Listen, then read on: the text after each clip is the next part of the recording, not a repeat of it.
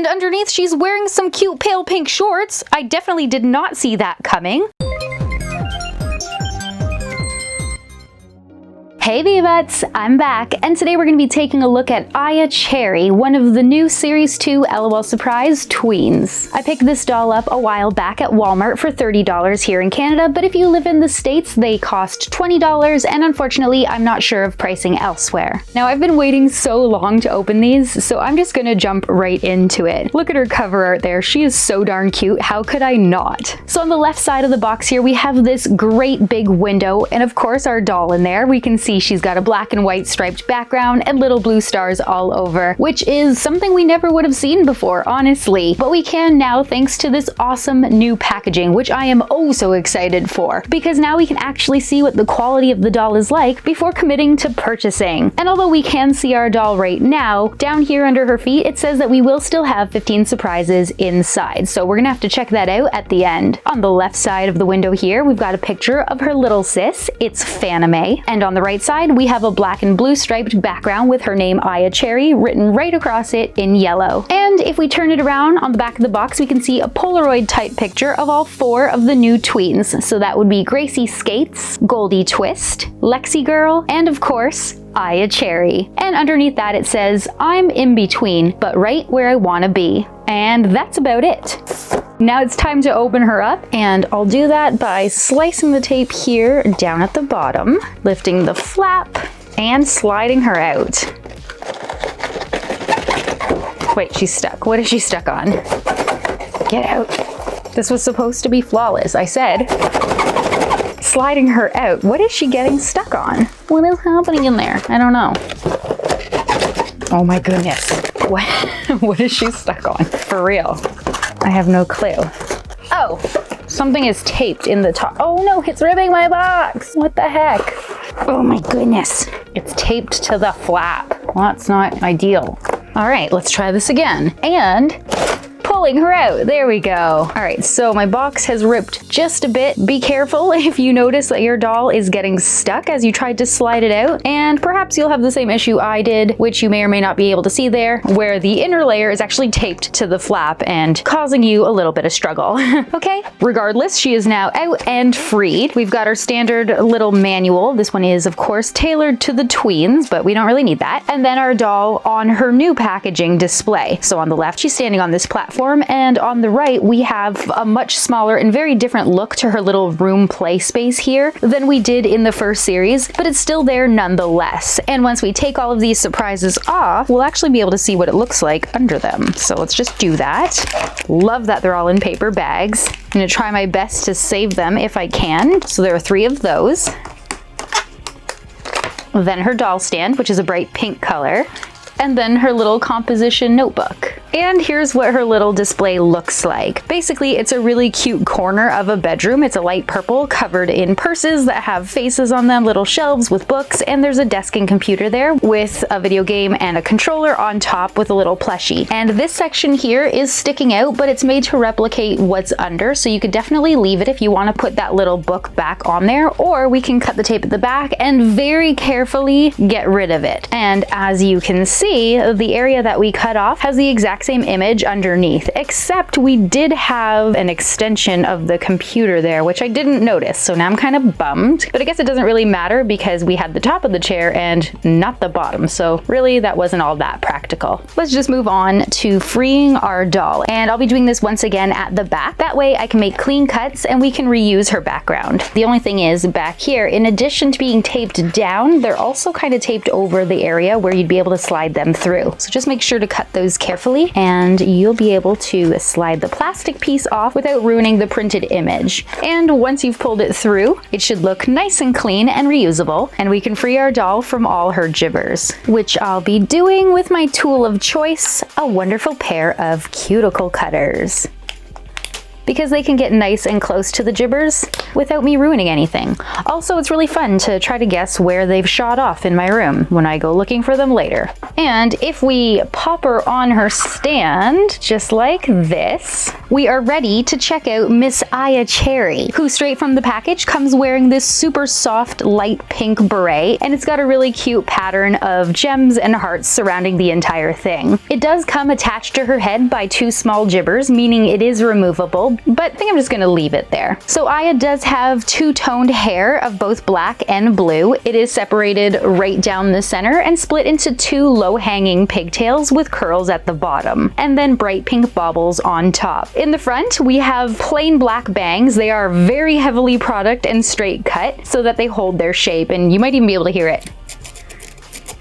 It's a whole ASMR experience. And on either side, we've got 2 super long curly tendrils of both black and blue. Once again, these also have a lot of product in them because they would have needed to hold that curly shape. Although, as you can see, it's not quite as curly as it is messy. So I'm definitely gonna have to fix those along with the pigtails themselves because the curls are suffering from a bit of packaging problems. But luckily, there's no product back here, so I'm not gonna have to spend as much time making it soft in order to brush, because right now it's actually pretty easy to run my fingers through and there's no shedding, so that's cool. Continuing on, I definitely took my time trying to make sure that I picked the best looking of the bunch when buying this doll, thanks in large part to the new packaging, which allowed me that awesome opportunity. So her face and makeup actually look really good. She's got a lightly pink but pale complexion, and if we attempt to move her crispy bangs out of the way, we can see her straight black eyebrows and apparently more blue hair. I thought it was all gonna be black here, but nope, there's some blue under there too. She has brown eyes, pink eyeshadow, big black lashes with a few little thin ones as well on both the top and sides of her eyes, along with some black winged liner. She's got a tiny pink heart and light blushing on her cheeks and a pale pink lip color with a little bit of white in the center so that it looks like she's smiling. For her look, Aya comes wearing a 2-piece outfit of a sleeveless blouse with a blue plaid collar, pink ribbon bow, and 2 faux gold buttons in the front. It opens at the back with 1 piece of Velcro, and quality-wise, other than being wrinkled, it looks really good. So I'll just pop that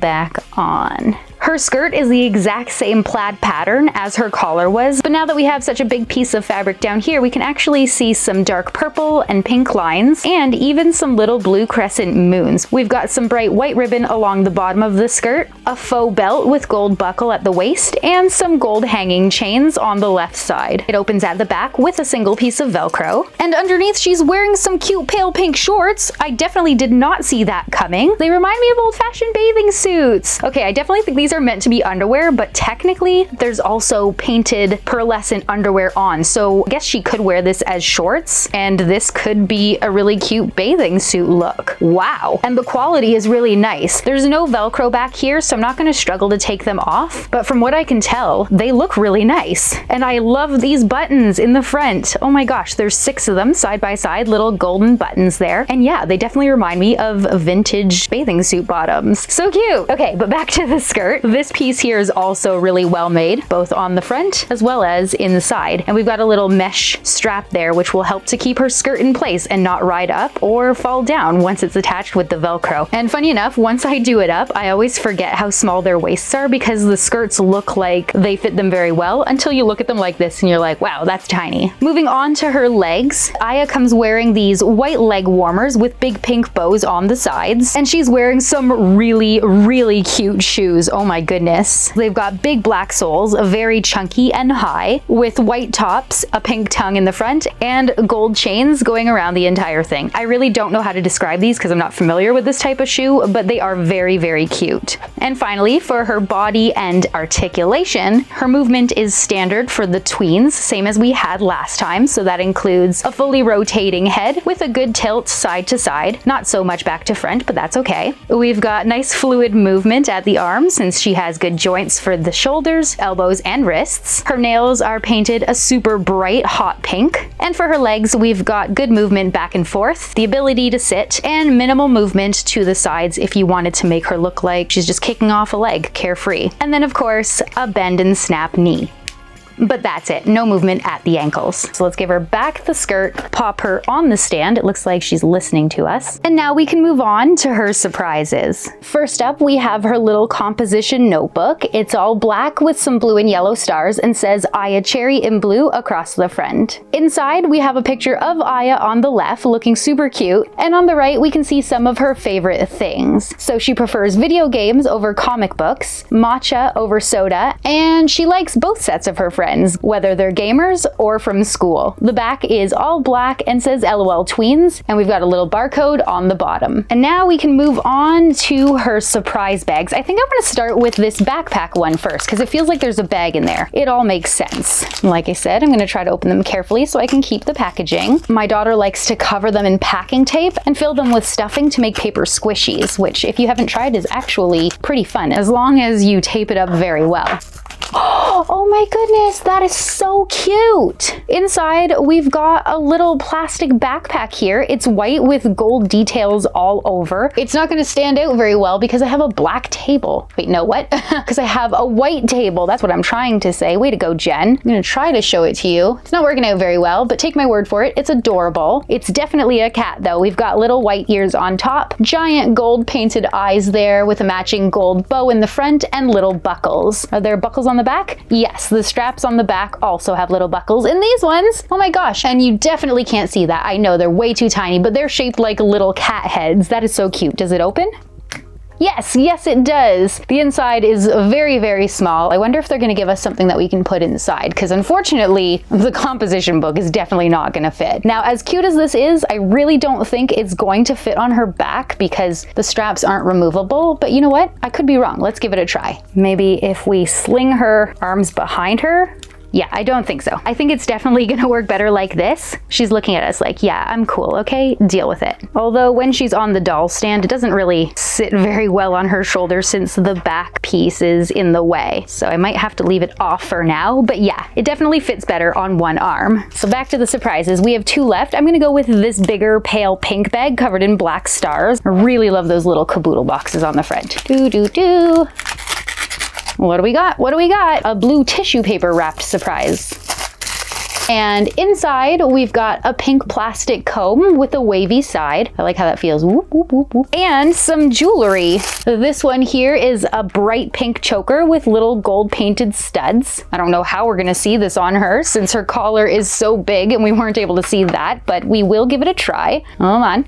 There we go. It's kind of visible. Then we have some super cute earrings. Oh my gosh, these are adorable. Okay, so we've got some metallic dangle earrings. They do not match, but they are matching in theme. They're both gold with little stars at the top. This one here has a longer length of chain and Saturn at the bottom, while this one here has no chain but a crescent moon. And I don't know if you guys can see this or not, but they kind of remind me of enamel pins because even though it's probably not showing up on camera, they are filled with a little pearlescent something. It's not resin, but basically it looks like there's a little translucent pearly something that's been filled in there. I don't know, okay? All I know is they're gonna look really cute when I put them in her ears. Oh my gosh. Yes, they do. I'm gonna put that one on that side. And there we go. Oh my goodness, she's so cute. It's hard to see them underneath her hair, but we know they're there and that's what matters. So I'm just gonna set her off to the side and we can move on to our third and final surprise bag. This one's got a BB boutique bag on the front.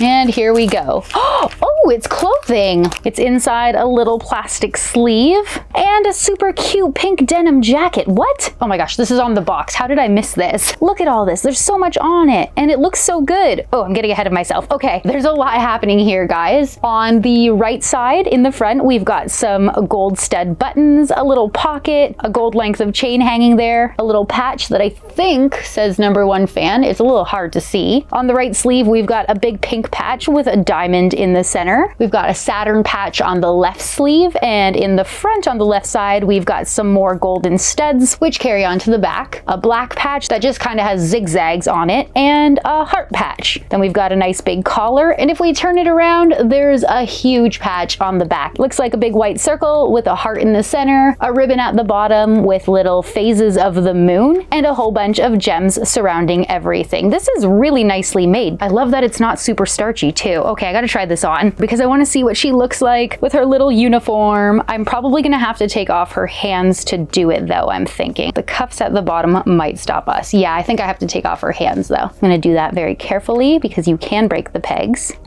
Put them to the back, and then there we go, there we go. Bring them to the front. Her collar is a little big and in the way, but we're doing it. And now she needs her hands back, of course, of course. And there we go. Oh my gosh, she's so cute. That was actually pretty simple to put on. I expected it to be tighter because they're so small. You just assume everything's gonna be difficult. Or maybe that's just me. I like to assume the worst of things, I guess. Let's just fix her earrings there.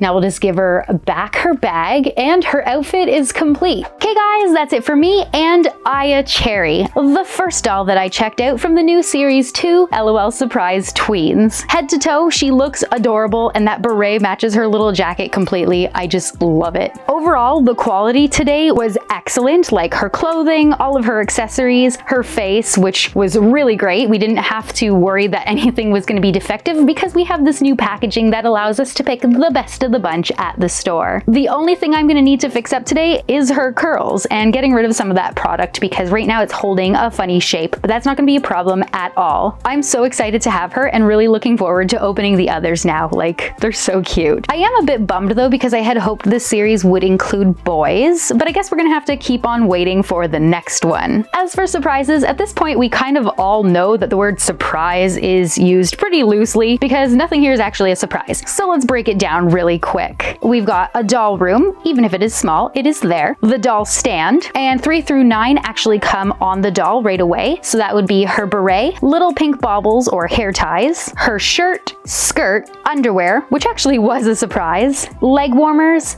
and shoes. Then we've got her little composition book, a comb, choker, super cute earrings, backpack, which I love, and finally her jacket. There we go, 15 surprises. Hopefully you guys enjoyed today's video. If you did and haven't yet, then please subscribe to my channel and hit the notification bell. That way you don't miss out on any future fun toy reviews, especially since I have 3 more tweens to open. As always, thank you guys so much for watching and I'll see you in my next video. Bye!